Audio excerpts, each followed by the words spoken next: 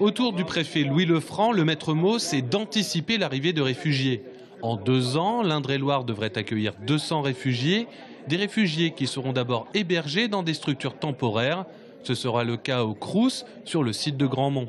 Il y a aussi un centre qui, pour l'instant, est géré, il est de la propriété de la ville de Paris, le centre de Pontourny, dans le département d'Indre-et-Loire. Il y a des places qui ont été proposées également par le centre AFPA.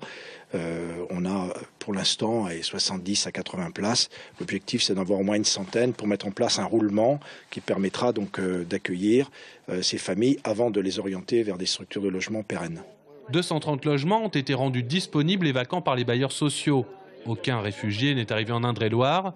Pour autant, la préfecture va coordonner différents acteurs pour un accueil dans de bonnes conditions.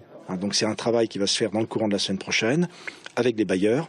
C'est un travail aussi, quand je dis de précision, qui va se faire avec les associations. Alors, il y a toute une série d'associations, il y a les Restos du Cœur, il y a la Croix-Rouge, il y a la Banque Alimentaire, etc. Enfin, toutes ces associations vont se réunir avec le secrétaire général de la préfecture pour mesurer aussi, apprécier leur capacité d'accompagnement.